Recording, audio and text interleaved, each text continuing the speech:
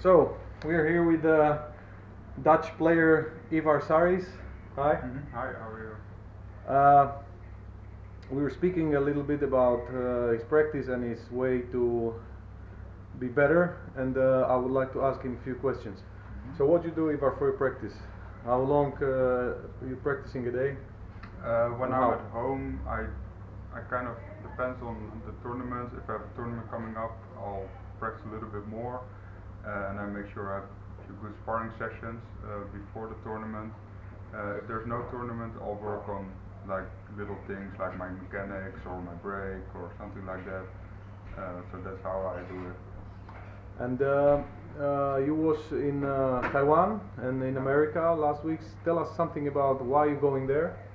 Why you're going there and for how long, how much it costs, what did you do there, something about players, tell us something. Okay, I was in Taiwan for a month in January, February. I went there because, well, we all know the level of players there is really high. So I wanted to see what it's like over there, to experience why they are so good.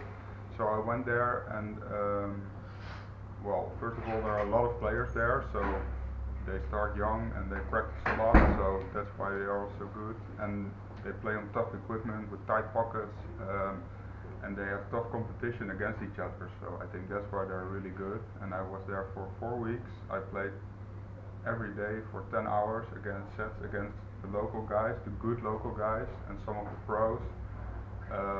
Cheap money, like 30 euro sets. So that was a great practice, obviously.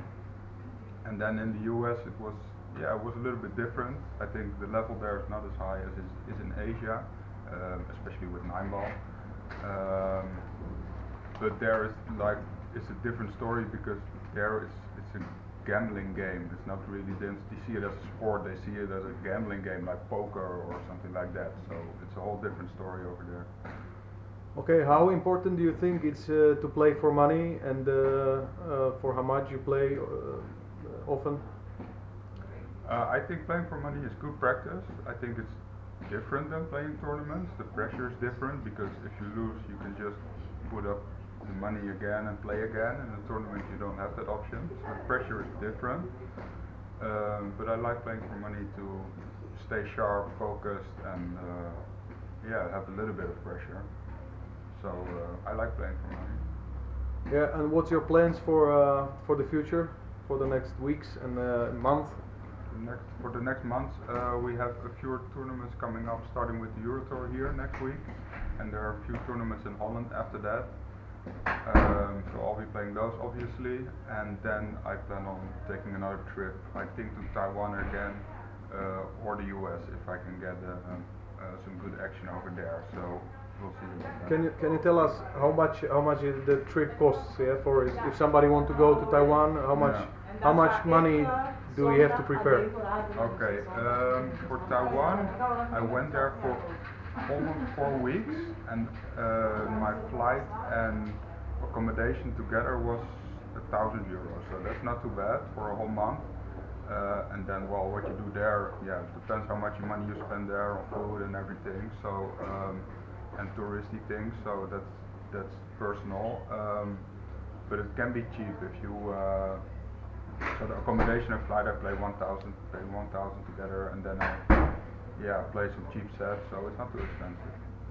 US is different. The US is more expensive because you have to travel long distances and get hotel rooms and food, and people, they never want to play cheap, they always play big sets, so you have to prepare to bring a lot of money. Okay, I would like to thank you, wish you best of luck for the future, and thank you very much for interview. Thank you, Thomas, nice to see you. Yeah, perfect. All right. Perfect.